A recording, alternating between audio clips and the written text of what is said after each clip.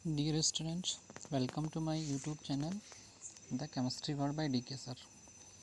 आज अब फिर से एक बार मैं नया वीडियो डाल रहा हूँ। जो जेट का पेपर हुआ है उसका सॉल्यूशन लेके आया हूँ यहाँ पे। आप लोग इसको सॉल्व कीजिएगा और अपने आंसर्स चेक कीजिएगा। तो अपन शुरू करते हैं। देखो, यहाँ सबसे पहला जो क्वेश्चन है वो है ग्लूकोज अणु का आणविक द्रव्यमान होगा। तो ग्लूकोज अणु जो है उसका आणविक द्रव्यमान होता है 180 यू।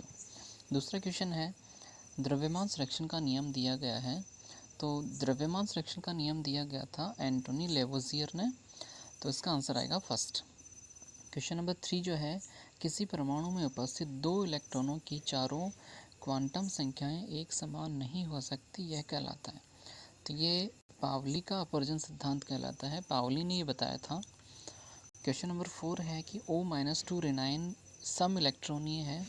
O-2 में यहाँ 18 इलेक्ट्रॉन है, तो F- जो है उसमें भी 18 इलेक्ट्रॉन हो गए, तो ये दोनों सम इलेक्ट्रॉनीय हो गए।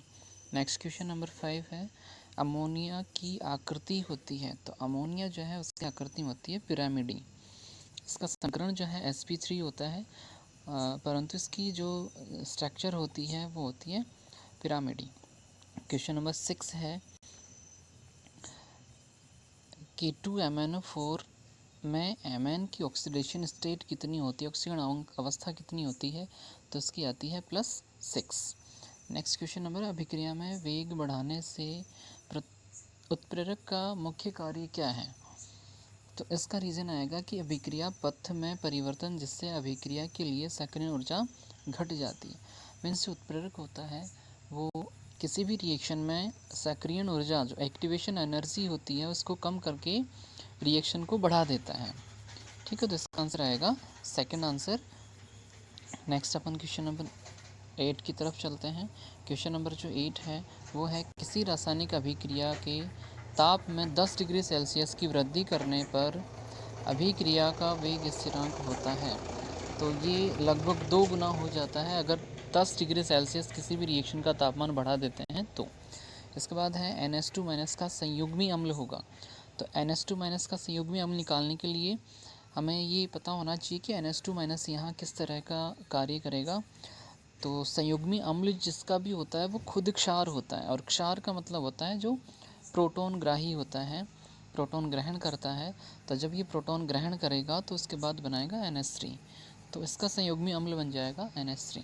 क्वेश्चन नंबर 10 है निम्नलिखित में से कौन सा सूचक pH परास 8.3 से 10 के बीच में कार्य करता है। तो इसका आंसर आएगा फिनोफ्थेलीन। ओके, क्वेश्चन नंबर 11 देखते हैं अपन। द्रव विरोधी कोलाइड होते हैं। तो द्रव विरोधी कोलाइड जो होते हैं वो होते हैं अनुत्क्रमणीय सॉल्व। क्वेश्चन नंबर 12 है ब्राउनियन गति की खोज की गई थी। तो ब्राउनियन गति की खोज की थी रॉबर्ट ब्राउन ने, और इसी के कारण इसको ब्राउनियन गति बोला जाता है। क्वेश्चन नंबर 13 है निम्नलिखित में से कौन सी विधि एल्यूमिनियम धातु प्राप्त करने के लिए प्रयुक्त होती है। तो एल्यूमिनियम धातु प्राप्त करने की जो विधि होती है वो होती है संगलित एल्यूमिना और क्रायोलाइट का वैद्युत अपघटन करना, मतलब आंसर फर्स्ट आएगा। इस विधि का नाम होता है हॉल हेराल्ड विधि। ठीक है, नेक्स्ट अपन क्वेश्चन नंबर 14 की तरफ चलते हैं। क्वेश्चन नंबर 14 जो है वो है सल्फाइड अयस्कों के सांद्रण में व्यापक रूप से कौन सी विधि प्रयुक्त की जाती है। तो सल्फाइड अयस्कों के सांद्रण के लिए झाग पलवन विधि मुख्य विधि होती है।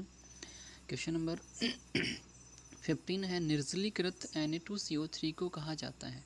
तो निर्जलीकृत Na2CO3 को कहा जाता है सोडा एस, मतलब जो सोडा होता है उसकी राख बन जाती है जब उसमें से H2O के अणु बाहर निकल जाते हैं। तो इसका आंसर आएगा first soda S. Question number 16 है निम्नलिखित में से किसके द्वारा उच्चतम ऑक्सीकरण अवस्था +7 प्रदर्शित की जाती है। तो इसका आंसर आएगा Mn द्वारा +7 प्रदर्शित की जाएगी। जैसे कैमेनोफोर जो होता है उसमें Mn की +7 होती है। क्वेश्चन नंबर 17 है वाथ्या भट्टी में आयरन ऑक्साइड अपचयित होता है। देखो, आयरन ऑक्साइड कार्बन द्वारा भी होता है और कार्बन मोनोऑक्साइड द्वारा भी होता है, लेकिन इसका आंसर आएगा कार्बन मोनोऑक्साइड। प्रॉपर आंसर होगा, सही आंसर होगा।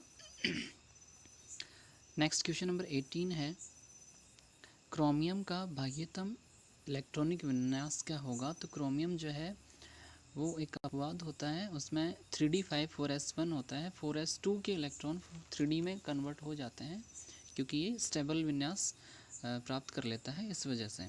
क्वेश्चन नंबर 19 है, निम्नलिखित में से किसके द्वारा ज्वाला परीक्षण नहीं दिया जाता, तो वो आंसर आएगा बेरिलियम, क्योंकि बेरिलियम का आकार बहुत छोटा होता है, इलेक्ट्रॉन्स जो होते हैं नाभिक के बहुत पास में होते हैं, इस वजह से नाभिक से बहुत मजबूती से बंधे होते हैं, तो ये इलेक्ट्रॉन का उत्सर्जन नहीं कर पाते, जिसके कारण ये ज्वाला परीक्षण नहीं दे पाते।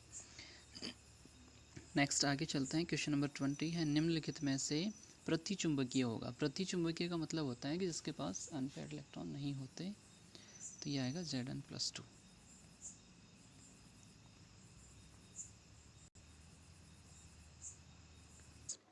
इसमें क्वेश्चन है, निम्नलिखित में से किस पोषक तत्व की ऊर्जा भंडारण एवं स्थानांतरण में भूमिका है, तो इसका आंसर आएगा नाइट्रोजन, मतलब नाइट्रोजन।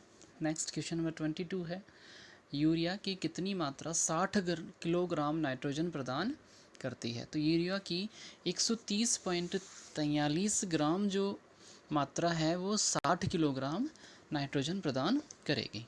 नेक्स्ट है, अमोनियम सल्फेट में नाइट्रोजन की मात्रा कितनी होती है, तो अमोनियम में 16% मात्रा होती है नाइट्रोजन की। नेक्स्ट क्वेश्चन नंबर 24 है, पौधों की जड़ें पोटेशियम का अवशोषण किस तरह से करती है, किस रूप में करती है, तो वह आएगा इसका K+ के रूप में करती है। नेक्स्ट क्वेश्चन नंबर 25 है, निम्नलिखित में से कौन सी एक स्थूल कार्बनिक खाद नहीं है, तो इसका आंसर आएगा, देखो कुछ लोग इसका मछली की खाद बताते हैं, कुछ लोग हरी खाद बताते हैं, इसका आंसर आएगा हरी खाद।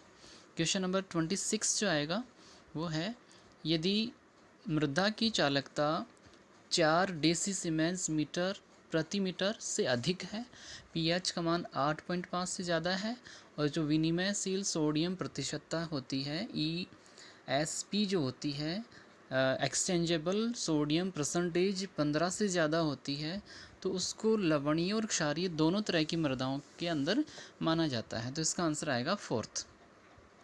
नेक्स्ट क्वेश्चन नंबर 27 है, कौन सी फसल में पोटेशियम पोषण के लिए म्यूरेट ऑफ पोटास की सिफारिश नहीं की जाती, तो इसका आंसर आएगा आलू के लिए नहीं की जाती, तो आंसर आएगा 4th। क्वेश्चन नंबर 18 है, निम्न में से कौन सा एक जैव उर्वरक है, तो इसका आंसर आएगा एंजियोस्पर्म।